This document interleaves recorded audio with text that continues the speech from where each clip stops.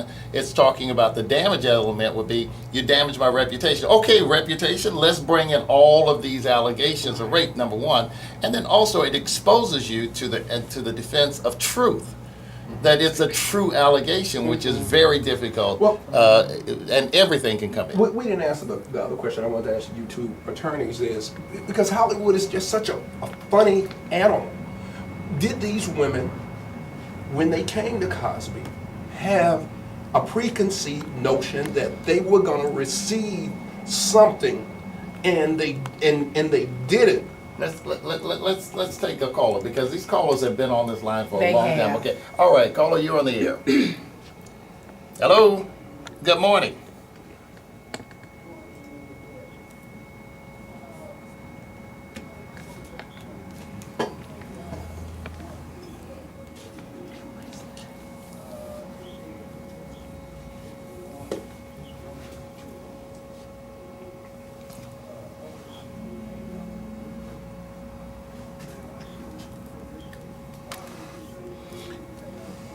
He did. In fact, well, let me say, we don't know how much, if anything, was paid, but there was a confidential settlement in one of the cases.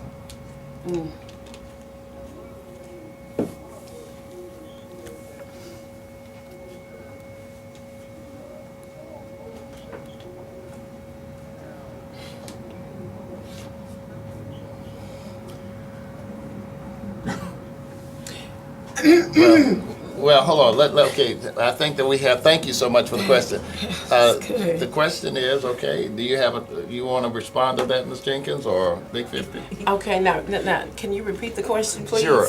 One person alleged that that Cosby had her commit or perform oral sex. Okay. And the guy says, how is it that she could not stop that act voluntarily? Okay. Well, to that gentleman, I feel that I have a fiduciary responsibility to him not to withhold any asymmetrical information in regards to the question that he posed. What? All right, go ahead, Ms. 50. I don't know what you said, but it sounds Okay, good. I have a fiduciary responsibility Give us that fiduciary. not to withhold any, make sure that there's no asymmetrical information to this gentleman. Now, once a person is in that position, and I mean, this has been, I am just overwhelmed right now. I'm trying to really just to keep it together. But if you're with someone that you trust, a weapon does not always have to be involved. Right. And people, this is the main reason why we as women and men do not come to the forefront, is because, no pun intended, seriously, no pun intended to the caller, but a question such as that. When we put ourselves in compromising positions, I know you, Mr. Hall. I knew my cousin. I know my brother. I know my father. I know all of these people. But these are the people that we are relaxed around. And once you say, I retract my consent. Stop is stop, no is no. No weapon needs to be involved. Once we're compromised as women, we're compromised. And it's like, I am so tired of defending, what were you doing? Why you couldn't stop? With this and this and this. I understand. All right, let's take another caller. And just want Ms. to add Jenkins, on to yes. that, definitely, a weapon does not have to be used. There's also something called coercion. I often go, when I'm out talking to people, I say there's 3 ways to have sex. 3 ways to have sex. Number 1 is consent. And that's the way you want to have sex, is consent. I do. Yes, I want to have sex with you. You want to have sex with me. That's the good one. Yes. The next one is coercion. And coercion can simply be by the way that I look at you. It can be the way I put my hand on your shoulder. And there's just something that rises up in you. You know that for that person, they know that they have to, quote unquote, comply. It may be that, I want to withhold something from you. I've had clients that I've worked with that they have withheld, the perpetrator has said, I won't buy baby formula. I Say won't it. take you to the doctor. Say it. So yes, that person has sex with them, but it was not consent. It was coercion. It was fear of losing something. And then the third way is force. So consent, coercion, and force. Make sure you're getting consent. You got it. Say Thank you. it. Thank you. High five All right, up that's here. Miss. Well, they giving high fives. Yes, here in God, the I'm studio. tired. All I'm right, gonna need a let's lawyer go. when this is over. All right, Need a lawyer. Pastor Nash, you're on the air.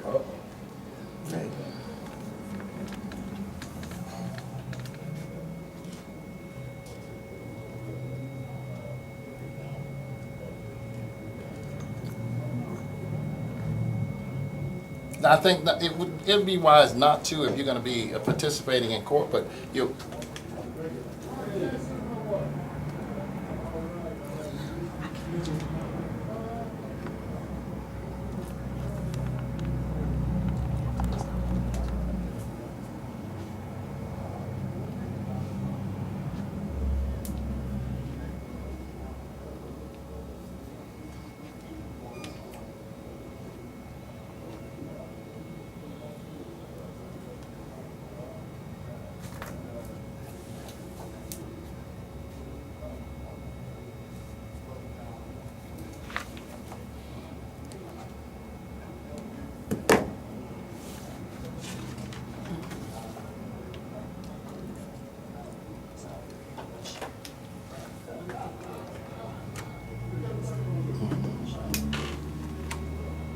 Well, let's do this, Pastor Nash. We have Tate Williams here.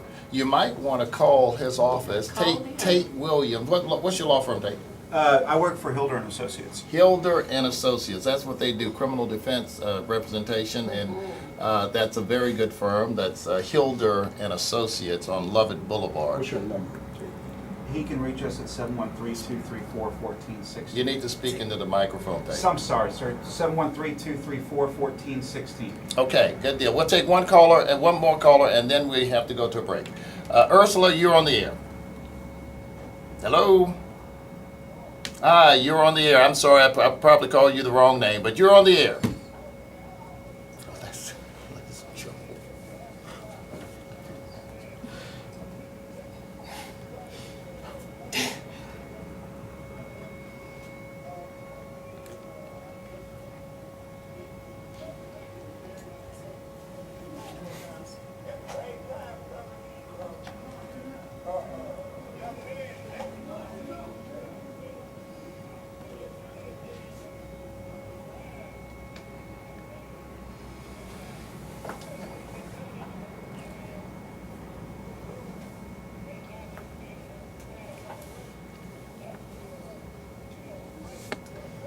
Well, in fact, What is per se? Who is per se? Ooh, We. And sir, that I'm so glad that you addressed that, and I want to apologize for my curtness. But what we all need to understand is when we take away that gray area, and the gray area is what you said, doing what children do. Someone has to be old enough to understand that if they're 16, 15, 11, and they're 9 and 10 and 8, some things you just do not do. And I mean, I understand where you come from, but in this particular day, that is the gray area of what children just do. If they were charged, they were charged. Let's get her some help. Thank you for calling the Ben Hall Legal Hour. okay, well, listen. I think the question does raise something It pretty does. interesting. Let's talk about that. You have. I don't want to come on this show and appear to be a purist. Look, I at one time lived between the ages of 12 and 17. Absolutely. And I know what children do, When okay? was that? Well, it was between the ages of 12 and 17, Yesterday. right? I was his cousin around the corner. So KK. I don't want to come in here and seem like I'm some celibate during that period of time. So, but the question poses this: if you have a boy and a girl, same age, having sex with each other at the age of 14, who's raping whom? Right? Because, and I think that is a part of this question. The presumption is that the female might be being raped, Right. but this is equally a child who is the boy. And if they're both having sex with each other, who's raping whom, if that's the question. So I think it deserves at least that attention, merit. right? And so it seems to me the law then answers the question: if it's greater than 3 years of the age, then it's presumed the younger child is the one being raped. But just remembering my childhood, I can tell you Yeah. that there were instances. I'm not, my wife. This is not a confessional. I don't want you all to read into this. This is not a We all confessional. played hide go get it. How You're you expecting get? us all to come to Jesus. Al Give us a played call. hide go get it. Al still played hide go get I it. played, I played last night. I told Oh no. Well, I'll tell you all. no. you But all that are- was that's a good question, Mr. That- Hall. That's a very good question. right. And so I think What's that the legal answer? I think the answer is who didn't give consent. Absolutely. If they, and they neither could give consent. Right. Right. The 14-year-old boy couldn't give consent. How would you defend that, Dave? You're not going to see that case filed in Harris County unless somebody actually refused consent.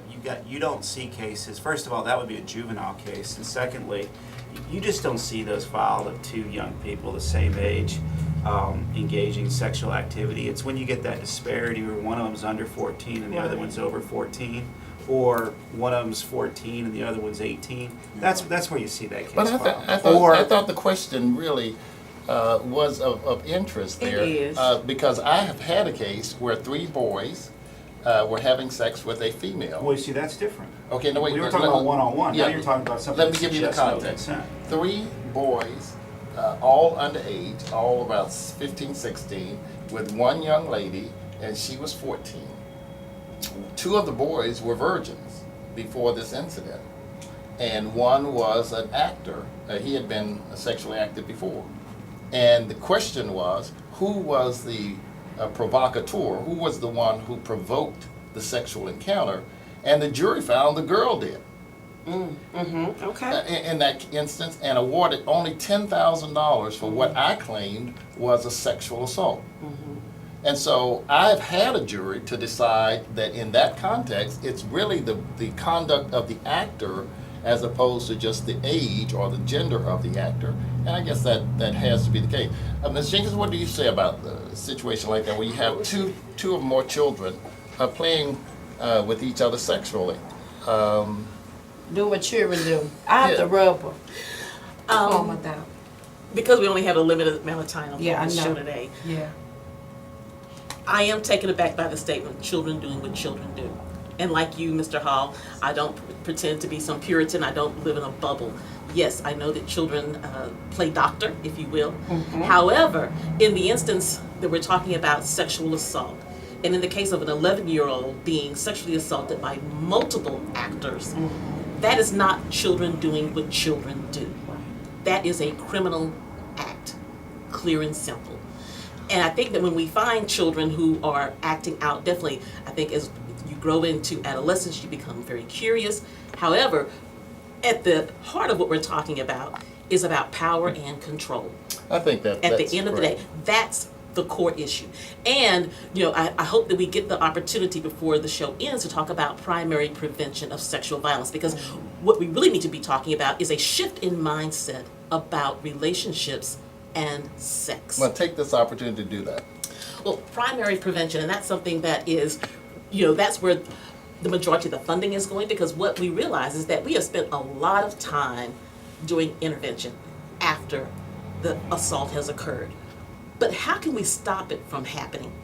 And that happens on 4 levels according to the Center for Disease Control. It happens at the individual level, at the relationship level, community level, and societal. And looking at the individual level, for instance, let's take that 11-year-old girl who is being promiscuous.